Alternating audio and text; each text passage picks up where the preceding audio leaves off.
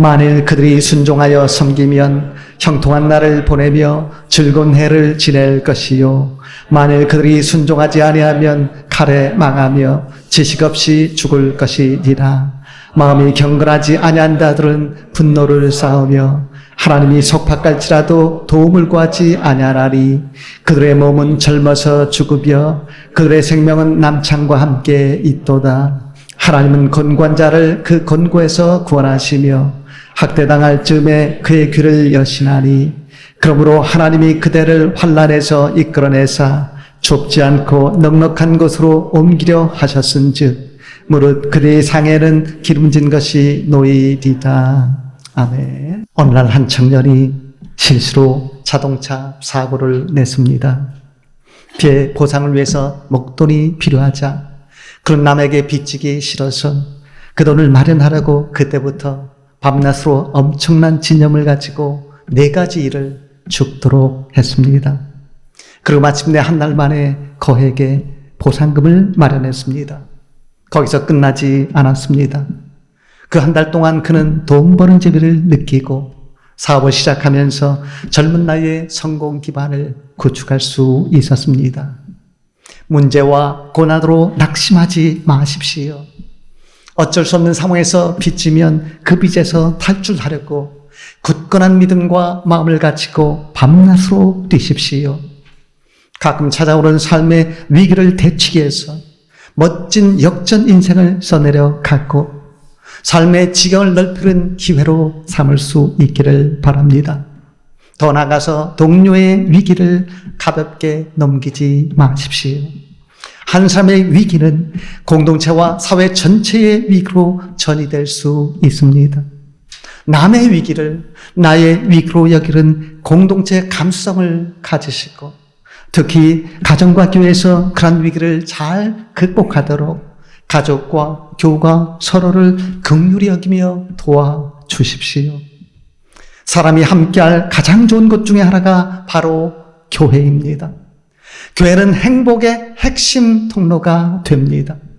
바른 교회를 부부나 가족이 함께 다니면 행복을 위한 인생의 견고한 안전판을 확보한 셈이 됩니다. 예전에 한 미국 통계에 의하면 교회를 꾸준히 다니는 배우자의 불륜 확률이 남자는 3분의 1로 줄어들고 여자는 10분의 1로 줄어들었다고 합니다. 교회를 다닌다고 완벽한 사람이 되지는 않지만 그러한 통계들을 보면 교회의 가치와 교회의 중요성을 새롭게 깨닫게 됩니다. 교회에서 좋은 말씀 교육을 받으면 얼마든지 삶의 위기를 기회로 만들어낼 수 있습니다. 오늘 우리가 읽은 본문을 보면 욥과 세 친구의 변론이 끝난 후에 등장한 엘리후의 4번째 연설의 일부를 보고 있는데요. 그 연설에서 엘리후가 어떤 말을 했습니까?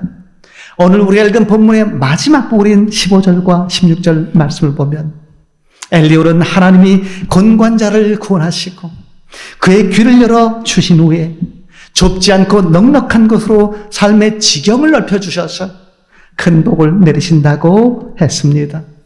그처럼 삶의 지경을 넓히는 큰 복을 받으려면 어떻게 해야 할까요? 오늘 우리가 읽은 본문 말씀 중심으로 해서 3가지 삶의 지경을 넓히는 길 같이 한번 생각해 보기를 원합니다. 첫 번째는 하나님을 바르게 아십시오. 하나님이 어떤 분인지를 바르게 알면 인생의 운이 상당히 풀리고 더 나아가서 범사에 감사할 수 있습니다. 오늘 우리가 읽은 본문 말씀의 앞부분 말씀을 보면 엘리후는 하나님을 죽음의 수렁에서 의를 구원하시는 의로운 하나님으로 묘사하고 있습니다. 그 하나님이 세상 끝날까지 나를 지켜주시고 고난 중에는 더 가까이 찾아와서 나를 붙잡아 주실 것입니다. 사람들은 힘든 일을 당할 때 저렇게 될 줄 알았어 라고 하면서 속으로 비웃지만 하나님은 그때 더 가까이 찾아와 주십니다. 그런 하나님을 바르게 알고 더 하나님을 닮아 가십시오. 우리나라가 예전에 문화적인 감수성 그리고 타인 감성이 약할 때에 학교는 힘이 지배하는 세상의 축소판이었습니다. 그때 반에서 짱을 먹는 학생은 공부를 잘하거나 키가 크고 외모가 잘생기거나 부자나 권력자 부호를 둔 학생이 아니라 깡이 있고 싸움을 잘하는 학생이었습니다. 학교가 3월에 개학을 하면 약 1, 2개월 사이에 새로 편성된 많은 학생들 간에 암묵적인 서열이 정해지고 과거에 평판이나 몇 번의 싸움이 벌어진 후에 짱을 먹는 학생이 정해졌습니다. 그 시절에 한 왜소한 학생이 있었습니다. 그를 예전부터 알던 친구는 아무도 그를 건드리지 않았습니다.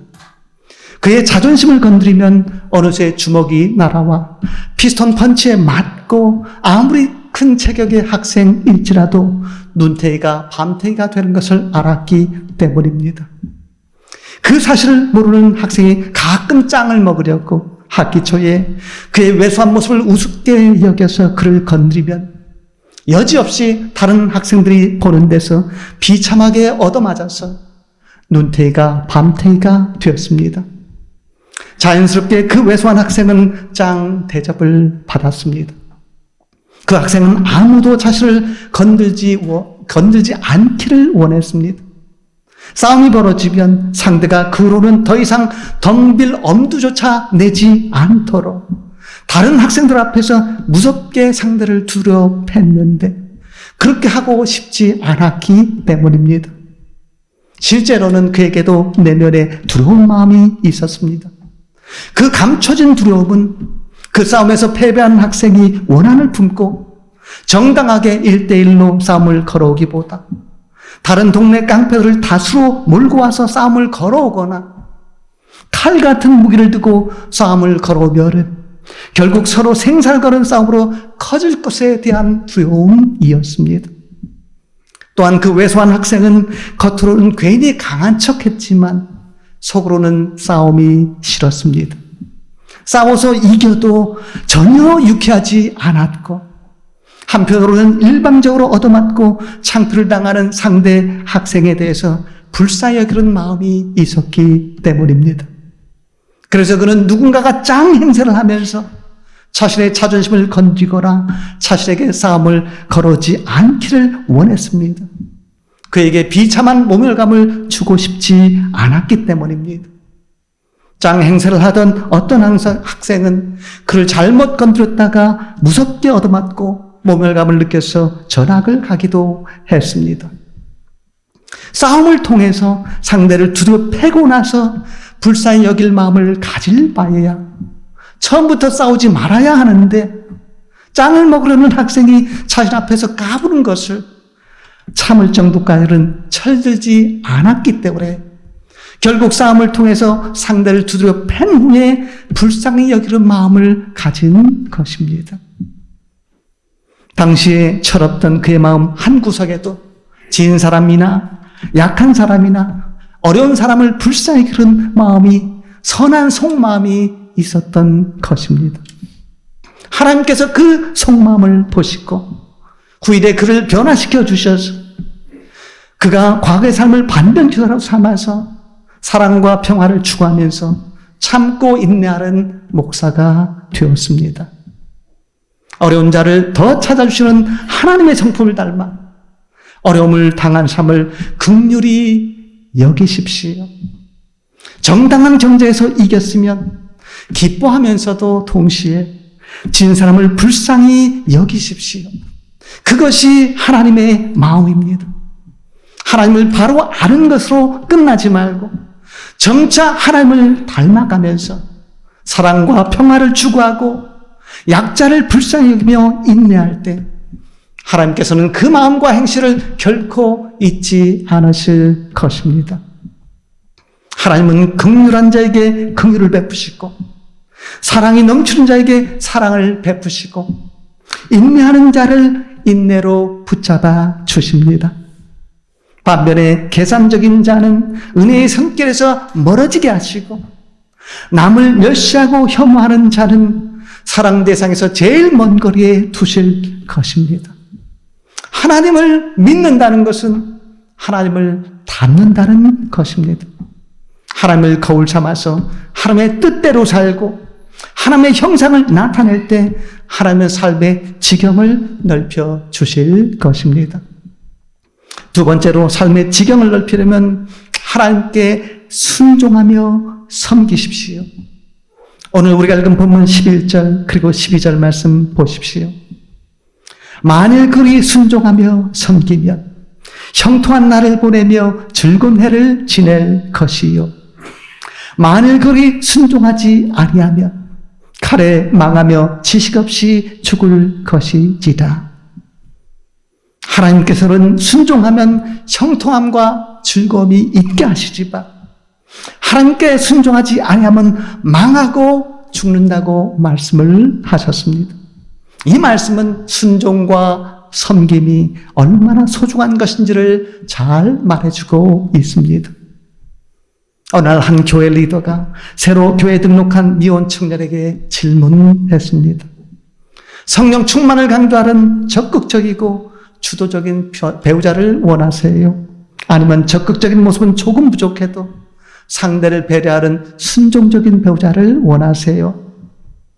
청년이 후자가 좀 더 맞겠다, 좀 더 원한다 라고 그렇게 대답을 하자 그 리더가 말했습니다. 후자를 선호한다면 정말로 우리 교회에 잘 등록했습니다. 우리 교회는 배우자에게 서로 순종하고 섬기는 삶을 늘 강조합니다. 하나님을 깊이 만나고 좋은 삶을 만나는 것은 인생의 성공과 행복의 핵심 요소입니다. 그러한 좋은 만남이 언제 이루어집니까? 서로 순종하고 섬기려는 마음을 가질 때입니다.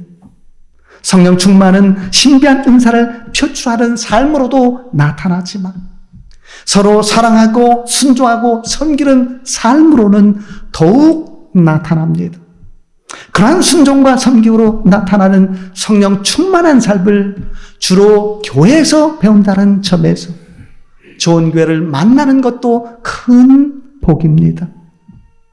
교회가 서로 사랑하고 순종하고 섬기는 삶을 잘 가르치면 자신이 사랑하는 사람도 교회로 더 이끌고 싶은 마음이 생깁니다. 교회에서 사랑과 섬김과 순종의 원리를 배우면 성공과 행복 가능성이 그만큼 커지기 때문입니다.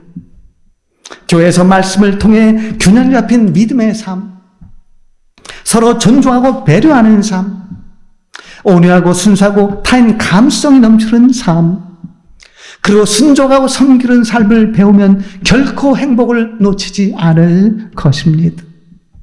잘못된 교회에서 이단적인 믿음, 가정을 소홀히 하는 광신적인 믿음, 그리고 부부가 서로를 순종하게 만들기보다 남녀 평등을 내세워서 서로 경쟁하게 만드는 인본주의적인 믿음을 배우면 가정의 행복도 잃고 생육하고 번성하는 복도 잃기 쉽습니다. 어떤 남편은 아내의 순종을 강요하는 가정 환경에서 자라서 그 틀로 살면서 처음에는 결혼 생활을 어렵게 하다가 나중에 좋은 교회를 만나 좋은 말씀 교육을 받고 자신도 최대한 아내 앞에서 순종하고 섬기는 삶을 실천하면서 가정의 행복을 되찾았습니다. 찬란한 비전을 품고 하나님 앞에서 한 다짐과 사람과의 약속을 힘써 지키면서 신뢰받는 사람이 되면 성공 가능성이 커집니다. 그러나 성공한 것으로 끝나지 말고 성공을 행복으로 연결시키려면 좋은 만남이 필요합니다. 그러한 좋은 만남은 서로 순종하고 섬기는 마음을 준비할 때 이루어집니다. 그런 마음을 준비시키는 교회가 좋은 교회입니다. 좋은 교회에서 서로를 섬기고 배려하는 말씀을 계속해서 들으면 좋은 만남을 통한 행복 가능성이 커집니다. 언제 어디서든지 행복을 잃지 않으려면 순종과 섬김을 작정하십시오. 예수는 주님이었지만 종으로 섬기시면서 제자들의 발을 씻겨 주셨습니다. 그처럼 교회에서 종처럼 섬기고 봉사하면은 점차 주일의 위치로 높여집니다. 철학자 데카르트는 나는 생각하기에 존재한다 라고 했습니다. 성도는 나는 섬기기에 존재한다 라고 해야 합니다. 잘 섬길 때 점차 삶의 지경이 넓혀지고 그리고 명예도 높아집니다. 특히 교회 봉사를 할 때 섬김의 영성을 체질화시키면 복의 가능성이 커집니다. 돈도 대개 섬길 줄 아는 사람이 법니다. 어떤 사람은 악착같이 싸우고 투쟁해야 돈을 번다고 생각합니다. 그렇게 돈을 벌어보세요. 그러면 사방에 적이 생깁니다. 그리고 그렇게 번 돈은 오래 붙어 있지 않고 행복도 가져다 주지 않습니다. 악착같이 돈을 벌기보다 섬기는 마음으로 사람부터 벌려고 해야 나중과 말로가 비참해지지 않습니다. 약육강식의 원리가 아닌 오리와 섬김의 원리로 돈을 벌고 특히 하나님께 순종하고 교회를 섬기면서 돈을 버십시오. 자본이 많아야 돈을 번다고 말하지만 사실상 하나님께 순종하고 섬기는 마음만큼 위대한 자본은 없습니다. 돈에 초연한 것은 좋지만 돈을 버는 일에도 초연하지는 마십시오. 돈을 많이 벌면서 돈에 초연하십시오. 하나님의 일을 잘하고 선교를 잘하려면 돈은 매우 유용합니다. 하나님의 일에 재정이 필요할 때 제가 그 재정을 맡을게요 라고 나설 줄 아는 그러한 사람, 그러한 순종과 섬김의 영성을 가진 사람에게 하나님께서 물질적인 은혜도 허락하실 줄로 믿습니다. 그처럼 순종과 섬김의 삶을 통해서 삶의 지경도 넓히고 선교의 지경도 넓히십시오. 셋째로 삶의 지경을 넓히려면 마음을 경건하게 가지십시오. 오늘 우리가 읽은 본문 13절 그리고 14절 말씀 다시 한번 보십시오. 마음을 경건하게 가져야 고난 중에 하나님의 도우심을 받고 장수의 은혜를 입고 나중에 비참하게 되지 않는다는 그런 말씀이 13절 그리고 14절 말씀입니다. 마음의 경건은 어떻게 알 수 있습니까? 마음의 경건을 나타내는 핵심적인 삶의 표식이 있습니다. 바로 선교와 구제에 동참하는 삶입니다. 사도행전 10장에 나오는 이방인 백부장 고넬료는 경건한 사람으로서 하나님을 경외하고 많은 백성을 구제를 했습니다. 어느 날 그가 기도할 때 하나님의 사자가 나타나서 내 기도와 구제가 하나님 앞에 상달되어 기억하신 바가 되었다라고 말했습니다. 그의 기도와 구제는 하나님께서 인정하시는 기도와 구제였습니다. 하나님은 모든 구제를 다 인정하시지 않습니다. 세상적인 자선과도 구제의 손길을 펼 때가 있기 때문입니다. 예를 들어서 물질을 남들에게 주면서 주는 자란 명성을 얻으려는 사람의 구제도 있습니다. 그러한 구제는 경건한 마음에서 비롯된 구제가 아닙니다. 그렇기 때문에 선교와 구제에 동참할 때는 자신의 선교와 구제가 그 동기가 하나님의 뜻을 따르려는 경건한 마음에서 비롯된 것인지 아니면 가진 자로서 가지지 못한 자에게 낭만적인 동정심을 발휘해서 값싼 방법으로 자기 의를 만족시키려고 하는 것인지를 살펴야 됩니다. 값싼 선교와 구제는 가진 사람의 과시욕으로 이용되어서 도움받는 사람을 더 비참하게 만들 수 있습니다. 탈무드에서는 일시적이고 낭만적이고 감상적인 선교와 구제는 주는 사람도 망치고 받는 사람도 망친다라고 했습니다. 감상적인 선교와 구제를 통해서 주는 사람은 자기 의에 도취된 교만으로 망하고 받는 사람은 받는 것이 타성이 되어서 망한다는 것입니다. 그래서 일시적이고 낭만적인 선교나 구제보다 경건하고 겸손한 마음을 기반으로 선교와 구제에 동참해야 합니다.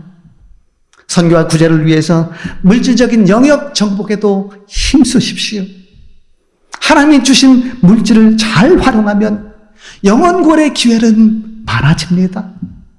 어떤 사람은 물질을 사용해 전도하는 것을 못마땅하게 여기지만 영혼을 구원하려면 눈물과 사랑과 시간도 투자하듯이 물질도 투자해야 합니다. 책 한 권에 1,000원을 받는 월간 새벽기도 사역도 물질이 없었다면 지금까지 지속시킬 수 없었습니다.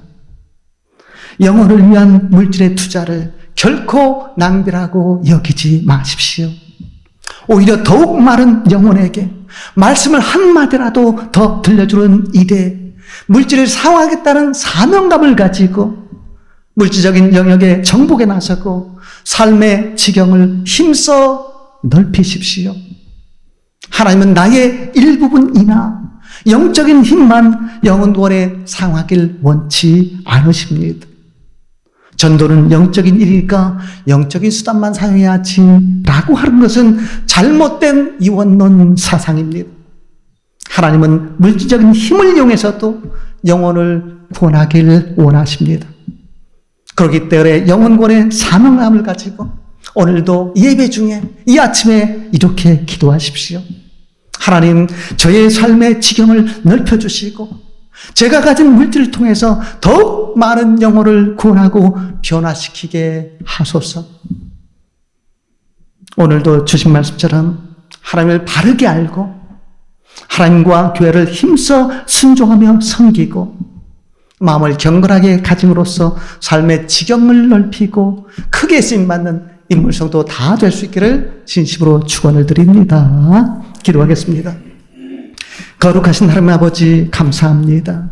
오늘도 삶의 지경을 넓히는 복을 얻으려면 어떻게 해야 하는지 다시 한번 말씀으로 깨우쳐 주셨사오니 감사합니다. 오늘도 주신 말씀처럼 하나님을 바로 알기에 힘쓰고 순종하는 영성을 체질화시켜서 하나님과 교회를 힘써 섬기고 마음을 경건하게 가지고 선교와 구제에 힘쓰므로써 삶의 지경을 넓히고 크게 쓰임받는 저희들 되게 하여 주옵소서. 오늘도 변함없이 저희 교회를 위해서 간절히 기도합니다. 저희 교회에 엘리와 고넬료처럼 하나님을 바로 하는 참된 경건한 인물성도 많이 일어나게 하시고 사랑과 순종과 섬김을 통한 참된 성령 충만을 앞세워서 마지막 때의 영혼구원과 영혼 변화와 세계 선교와 복음 한류 확산에 크게 쓰임받는 저희 교회 그리고 저희들 되게 하여 주옵소서. 이루어 주신 줄 믿고 감사하오며 예수님 이름으로 기도드리옵나이다. 아멘.